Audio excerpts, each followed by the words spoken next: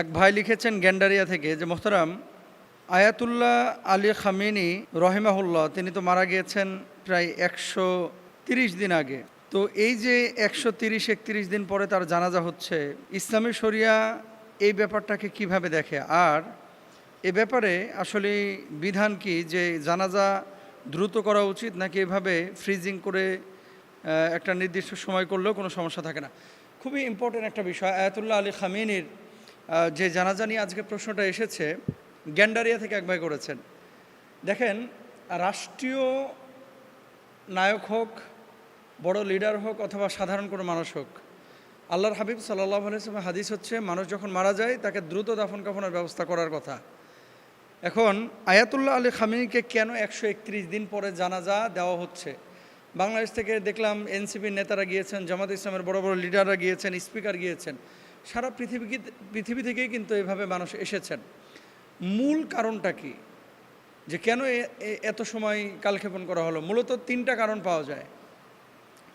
মানে আমি তাদের আর্টিকেলগুলো পড়লাম, ওই দেশের পত্রপত্রিকা, যে কি কারণ। আপনারা দেখেছেন যে যুদ্ধের প্রথম সময়ে কিন্তু আয়াতুল্লাহ আলী খামেনি তিনি শহীদ হয়েছেন ওই যে আমেরিকা এবং ইসরায়েলের আঘাতে।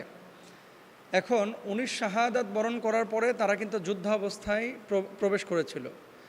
তো যেহেতু একজন রাষ্ট্রনায়ক, প্রসিদ্ধ রাষ্ট্রনায়ক তাদের, এখন সে সময় যদি জানাজা এবং দাফন কাফন করতে পারতেন, কিন্তু বিশ্ব লিডারদের সেখানে অংশগ্রহণ করাটা সম্ভব হতো না। বৈশ্বিক লিডাররা যেমন বাংলাদেশ থেকে গিয়েছে, এরকম সারা পৃথিবী থেকে মানুষ আসছে। তো এই একটা কারণে কিন্তু জানাজা দেরি করা হয়েছে, যেহেতু তারা যুদ্ধ অবস্থায় ঢুকে গিয়েছিল। আবার দেখেন, সে সময় যদি লক্ষ লক্ষ মানুষ কিন্তু এখানে একত্রিত হবে ইরানে, যেখানে তার জানাজা হবে। এখন এখানে 10 লক্ষ মানুষ একত্রিত হলো, উপর থেকে বোম্বিং করা হলো, লক্ষ লক্ষ মানুষের কিন্তু প্রাণের বিনাশ ঘটতো, হানি ঘটতো। এই জন্যও কিন্তু এটা তারা দেরি করেছে। এখন 131 দিন, দেখেন রাসূল আকরাম সাল্লাল্লাহু আলাইহি ওয়াসাল্লাম কিন্তু যত দ্রুত সম্ভব জানাজা এবং দাফন কাফনের কথা বলেছেন। এখন কেউ যদি এই দেরিটা করে থাকে, তাহলে এর জন্য তার গুনাহ হয়েছে কিনা? যদি আওয়াম বা সাধারণ মানুষ হয়, তার এক বিধান, রাষ্ট্রনায়কের বিধান আর এক রকম। ব্যাপারটা এরকম না। যেহেতু এখানে একটা হাজত, যুদ্ধ অবস্থায় তারা প্রবেশ করেছিল এবং বড় সড়ো ক্ষতির সম্মুখীন হয়েছিল, এই জন্য তারা আপনার এটা দেরি করেছে। তারপর হচ্ছে, শাহাদাতের পর রাষ্ট্রীয় নেতৃত্বের ধারাবাহিকতা এবং প্রশাসনিক স্থিতিশীলতা নিশ্চিত করার জন্য সরকার একটা অগ্রাধিকার চিন্তা চেতনা তারা লালন করেছিল, যে উনার পরে যারা দায়িত্ব নিচ্ছেন সেই দায়িত্ব বন্টন এবং সাথে সাথে এই দায়িত্বের যথাযথ প্রয়োগ, বাস্তবায়ন, এটা যুদ্ধ অবস্থায় কিন্তু সম্ভব হয় না। এই জন্য তারা করেছেন। তাহলে 1 নম্বর হচ্ছে, যুদ্ধ অবস্থার মধ্যে প্রবেশ করে ক্ষেপণাস্ত্র, বিমান হামলা, এটা আকাশ থেকে তারা কিন্তু করতে পারতো, হাজার হাজার লক্ষ লক্ষ মানুষের ক্ষতি হতো। 2 নম্বর, দেশ বিদেশ থেকে মানুষ বিপুল সংখ্যক তারা ইরানে গিয়েছে বা যাবে, তাদেরকে সুযোগ করে দেওয়া। 3 নম্বর হচ্ছে রাষ্ট্রীয় নেতৃত্বের ধারাবাহিকতা এবং প্রশাসনিক স্থিতিশীলতা। এই 3টা কারণে মূলত 131 দিন পরে জানাজার নামাজ হচ্ছে। এখন আপনারা যারা আমেরিকায় থাকেন, কানাডায় থাকেন, দেখেন এই বিষয়টা আয়াতুল্লাহ আলী খামেনিকে লক্ষ্য করে ঢালাওভাবে জায়েজ করার কিন্তু সুযোগ নাই। যত দ্রুত সম্ভব এটা দাফন কাফন করে দেওয়া, এটাই হচ্ছে নবীজি সাল্লাল্লাহু আলাইহি ওয়াসাল্লামের আদেশ এবং সুন্নাহ। আরেকটা বিষয় আপনাদেরকে বলি, যে এই জানাজাকে কেন্দ্র করে সারা পৃথিবীর মুসলমানদের ভিতরে একটা সফট কর্নার তৈরি হয়েছে। সবাই কিন্তু ঐক্যের কথা বলছি, সবাই ভালোবাসা মায়া দেখাচ্ছি, তারা আবার বাংলাদেশে এসে বা নিজ দেশে গিয়ে কিন্তু ইনফিরাতি ছোট ছোট বিষয় নিয়ে বিভাজন তৈরি করছে। এজন্য আসলে মুসলমানদের ওয়ান উম্মাহ কনসেপ্ট অ্যাকসেপ্ট করা উচিত। 2 নম্বর, সারা পৃথিবীর মুসলমানরা একটা দেহের মতো, এটাই ভাবা উচিত। আল্লাহ আমাদেরকে বুঝদান করুক। আয়াতুল্লাহ আলী খামেনি রহিমাহুল্লাহকে তারা ভুল ত্রুটি ক্ষমা করে আল্লাহ মাফ করে দেন, আমিন। আচ্ছা, এরপরে যে প্রশ্নটা, যে মোহতারাম, পরিকল্পিতভাবে হিল্লা বিয়ে করা যায় কিনা? 2 নম্বর বিষয়, হালালা সেন্টার সম্পর্কে আপনাদের কোনো কথা শুনতেছি না। 3 নম্বর আরেকটা বিষয় লিখেছেন, যে এই হালালা সেন্টারে যারা মুহাল্লিল অথবা মুহাল্লাল হইতে চাচ্ছে, এদের ব্যাপারে আসলে ইসলাম কি বলে?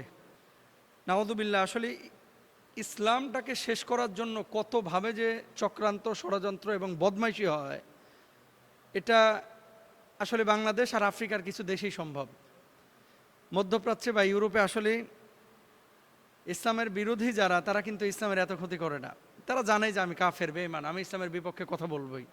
কিন্তু মুসলমান হয়ে শরিয়ায় যে বিষয়টাকে নিষিদ্ধ, সেই বিষয়টাকে, ভাই আপনি একটা হারাম কাজ করতেছেন, নিজে ব্যক্তিগতভাবে করেন, সেটা নিয়ে আমার কোনো সে নাই, এটা আপনার একান্ত নিজস্ব ব্যাপার। আমরা সতর্ক করব, আপনি মানলে মানেন, না হলে না মানেন, এটা একটা একান্ত ব্যক্তিগত ব্যাপার।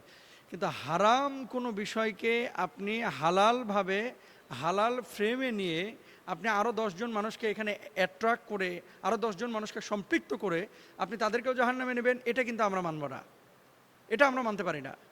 এখন হালালা সেন্টার বা এই যে হিল্লা বিয়া, এটা কি ইসলামী শরিয়ায় এভাবে কি যায়? যেভাবে কৌশল অবলম্বন করে মানুষ যে 3 তালাকের পরে, প্রথমত আপনাকে বুঝতে হবে যে এটা কি, মানে তালাক 1 তালাকের পরে যদি আপনার এই তুহুরের মধ্যে যদি ফিরিয়ে নিয়ে আসেন, তাহলে তো মেলামেশা করলে ওই তালাক ভেঙে যায়। 2য় তালাকের পরে আপনি নিয়ে আসতে পারেন।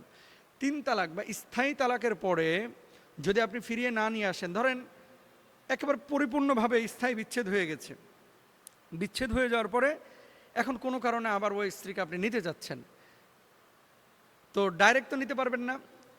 কি করতে হবে? যে আরেকজন মানুষের সাথে তার যদি বৈবাহিক সম্পর্ক স্থাপিত হয়, সেখানে যদি মেলামেশা হয়, এরপরে স্বাভাবিক প্রক্রিয়ায় যদি সে তাকে তালাক দেয়, তাহলে প্রথম স্বামী আবার তাকে বিয়ে করতে পারবে। কথা বুঝছেন? এখন এটাকে কি করছে?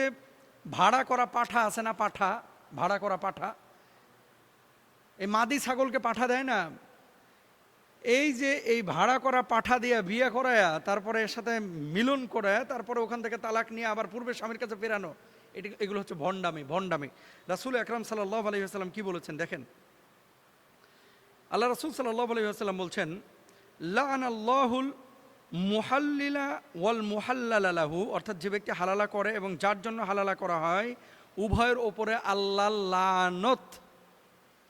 যে হালালা করছে এবং যার জন্য হালালা করা হচ্ছে, 2 জনের ওপরে কার লানত? আল্লাহ সুবহানাহু ওয়া তাআলার লানত।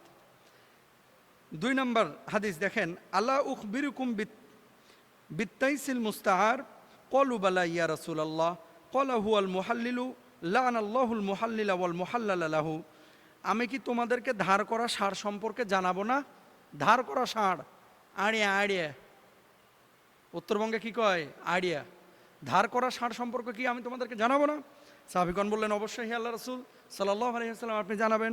তিনি বললেন, সে হলো হালালাকারী ব্যক্তি। আল্লাহ লানত করেছেন হালালা সম্পাদনকারী এবং যার জন্য তা করা হয়। ইবনে মাজার হাদিস নাম্বার হচ্ছে 1936। এবার যে সমস্ত বদমাশ লম্পটগুলো এই সমস্ত কাজগুলো করাচ্ছে, আমার কাছে মনে হয় এগুলো ফেক আইডি দিয়ে করে। কারণ প্রকাশ্যে কোনো মেয়ে বা কোনো ছেলে এই ধরনের কাজ বাংলাদেশে অতীতে সাহস করে নাই।